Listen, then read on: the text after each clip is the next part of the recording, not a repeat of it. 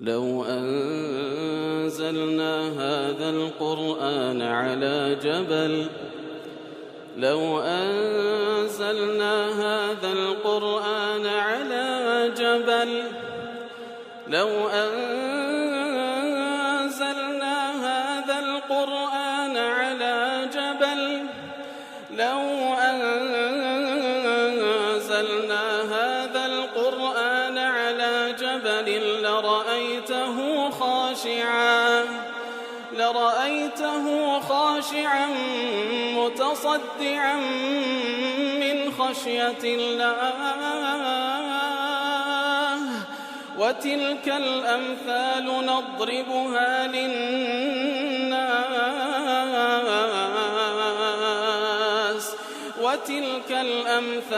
نضربها للناس لعلهم يتفكرون. الحمد لله والصلاة والسلام على رسول الله وعلى آله وصحبه ومن والاه. السلام عليكم ورحمة الله.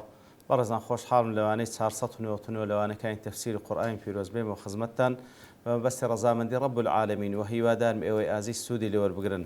أعوذ بالله من الشيطان الرجيم. بسم الله الرحمن الرحيم. ويقول الذين آمنوا أهؤلاء الذين أقسموا بالله جهد أيمانهم إنهم لمعكم حبطت أعمالهم فأصبحوا خاسرين. بەڕێ خۆشەویستان ئەو کولەوانەی ڕابردوش کەمێک لە خزمەت ئەواتە پیرۆزەدا بووین کە لە پێش ئەوە خوای گەورە بە دوو ئاەت لە پێشی ئەو ئاەتە پیرۆزە باز لەوە دەکات کەوا ناکرێت جوولەکە و دیان بکەینە دۆست و ئەولیا و جێگای ئەسرار و نهێنی خۆمان و پاڵپشتیان بکەین لە دژی مسلمانان.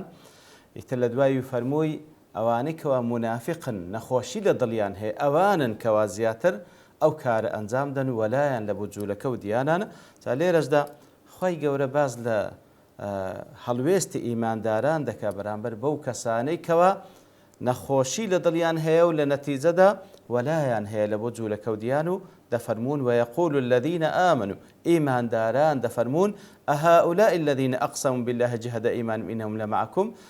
ئەوانن کەوا بەو پەڕی سوێندی بەهێزی خۆیان سوێندیان خواری کەوا لەگەڵتانن حبطت أعمالهم فأصبحوا خاسرين. ئەوانە کردەوەکانیان بەتاڵ دەبیتەوە لە نەتیجەشدا کەسانێکی خەسارەتمەندن. جهد أيمانهم واتە أقوى أيمانهم وأغلظها کەواتە أهؤلاء الذين أقسموا بالله جهد أيمانهم ئیمانداران ئشارەت لە بۆ کەسانێکی منافق و دووڕوو دەکەن دەڵێن ئەوانن کەوا سوێندیان خواردیە بە چ شێوەیەک جەهدە ئەیمانیهم واتە بەهێزترین سوندیان خواردیە. جەهد دیار بە معنای وسق و تاقەدێ کاتێک کە هەر کەسێک لە شتێک دەڵێن جەهیدە نەفسە واتە هەموو توانای خۆی بەکارهێنا. واتە لێرەدا أنهم أكدوا الأيمان ووثقوها بكل ألفاظ التأكيد والتوثيق واتە ئەوانن کەوا سوێندیان خواردێ بە هەموو شێوازێکی سوێند خواردن بەهێزیان کردیە سوێندەکەیان. والمعنى ويقول الذين آمنوا بعضهم لبعض کەواتە ئیمانداران هەندێکیان بە هەندێک دەڵێن لە نێو خۆیان دەڵێن مستنكرين ما صدر عن المنافقين ئەو قسەیە دەکەن وەکو ئیستنکارێک وەکو ڕەتکردنەوەیەک لە بۆ هەڵوێستی دووڕوەکان و منافقەکان من خداع وكذب لەو هەڵخەڵەتاندن و درۆیەکەوە منافقەکان دەیکەن ومتعجبين من ذبذبتهم والتوائهم سەریان سوڕمایە لەوەی کەوا ئەوان بە چ شێوەیەک بابڵێن تەڕەدود و سەر لێ شێواویان پێوە دیارە. يقولون مشيرين إلى المنافق واتە ئیمانداران لە نێو یەکتری قسان دەکەن و ئشارەت لە منافقەکان دەکەن دەڵێن أهؤلاء الذين أقسموا بالله مؤكدين أيمانهم بأقوى المؤكدات کەواتە دەڵێن ئەوانن ئەو منافقانەنە کەوا سوێندیان خواردبوو بەهێزترین سوێندیان خواردبوو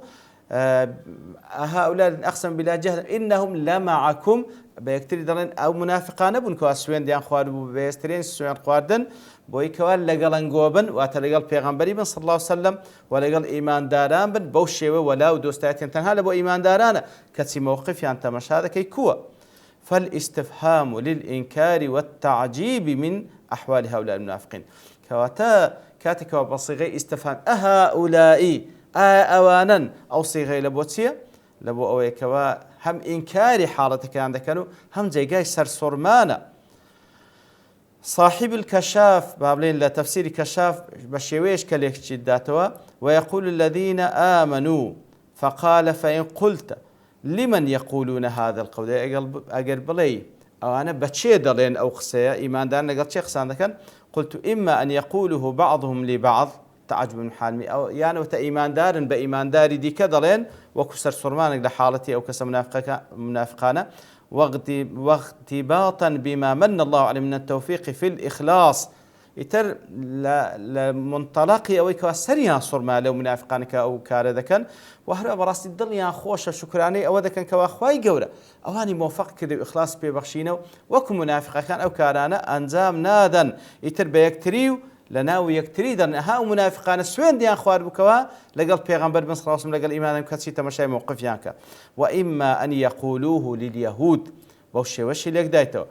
كواتا دلي يان وتا إيمان داران بلان بجولك كان دلين لبري منافق كان دسون سوين ديان لبو جولك كان دخوار ديان قو إيما لقلن قوينا يتر بيان دلين أوانا بون كوا سوين ديان خوار لبون كوا لقل تانتكو منافق نلقل وانو نلقل وانشا بلكو لو بيني لو خوي ديوة وكبلي دارك لنا وراسته وبقري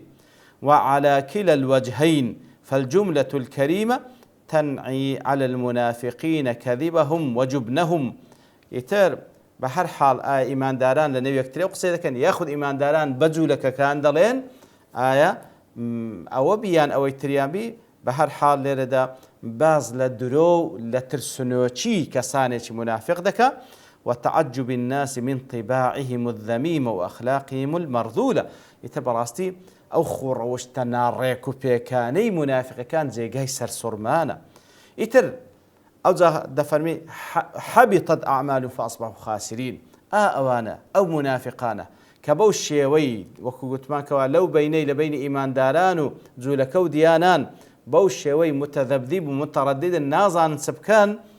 يتر سوين ديش بدرو دخون أوانا كسانك حبطت أعمال كارو كردوان بطال بويتوا لنتيجة فأصبحوا خاسرين أي فسدت أعمالهم كارو كردو تساكانهم بطال بتو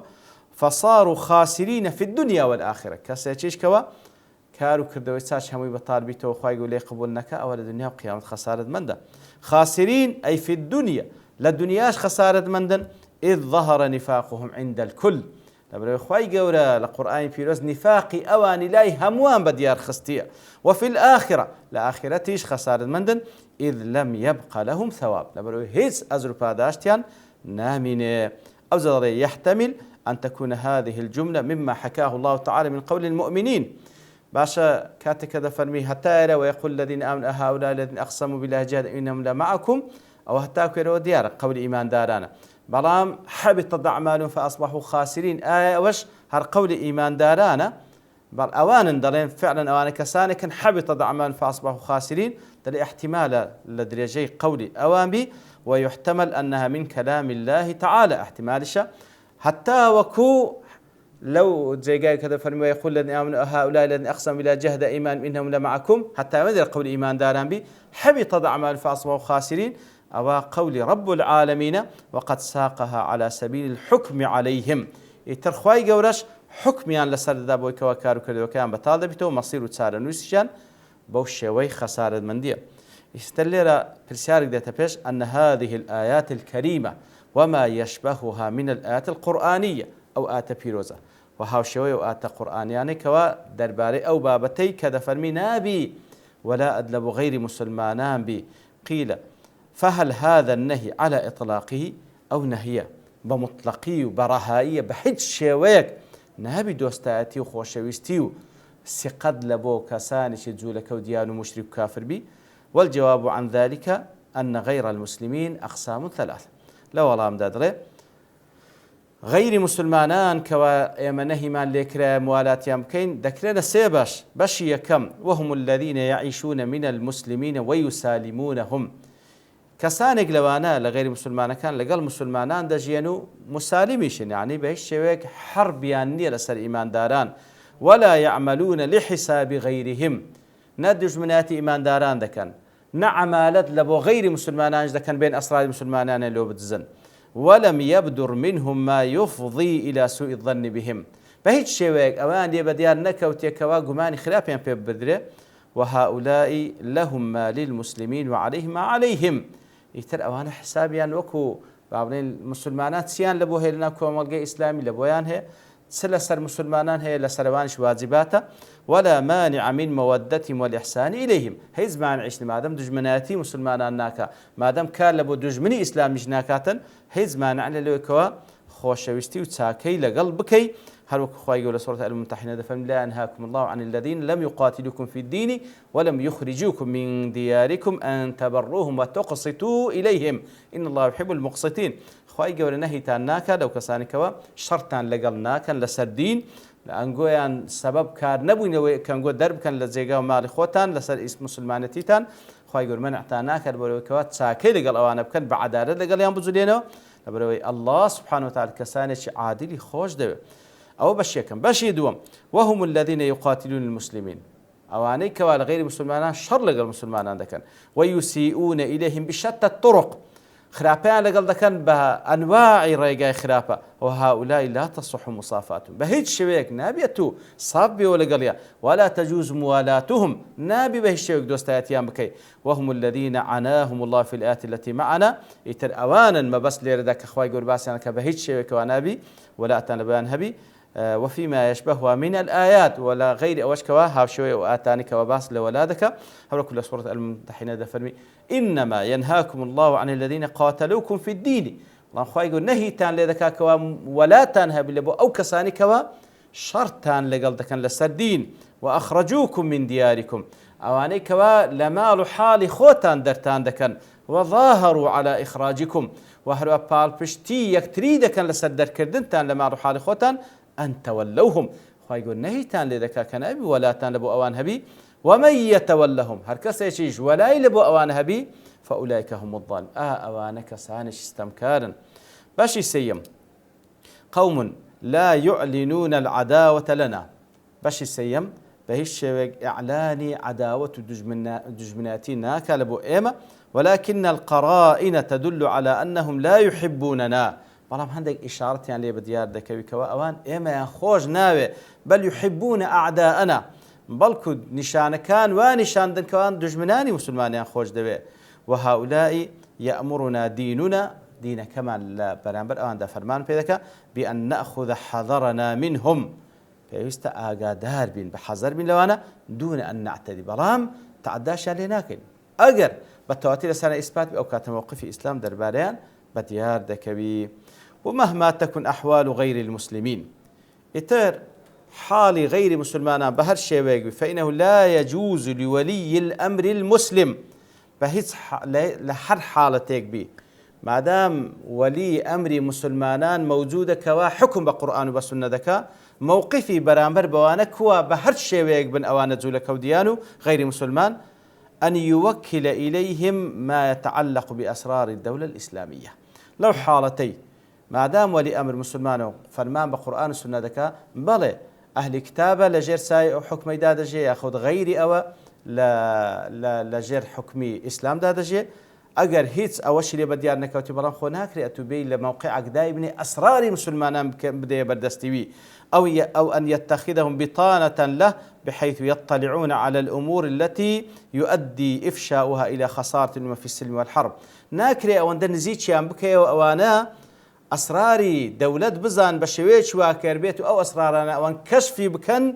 أو زور بقران لسر دولة الإسلام رادوستي نابي بهيش شويك أو أنا بوش شوي اشتيان تسليم بكري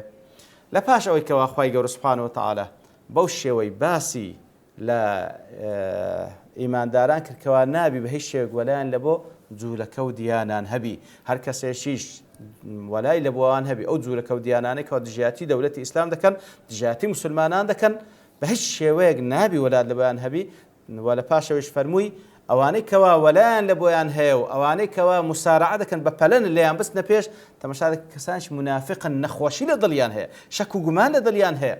إتر أو زلدواء وش تعجب السرسرماني إيمان داران نشان دا لموقفي أو منافقانا وبريار شدا أوانا كسانشي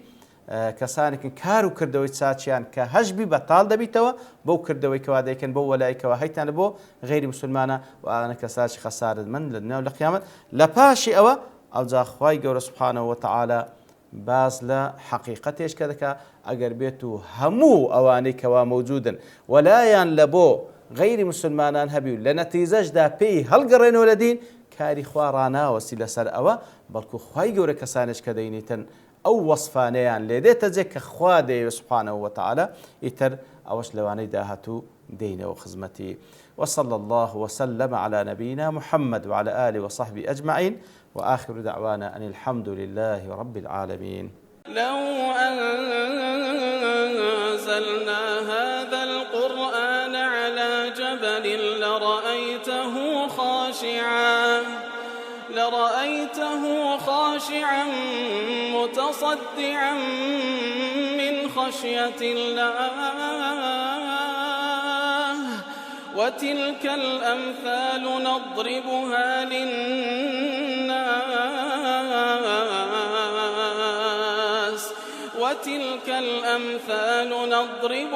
للناس لعلهم يتفكرون.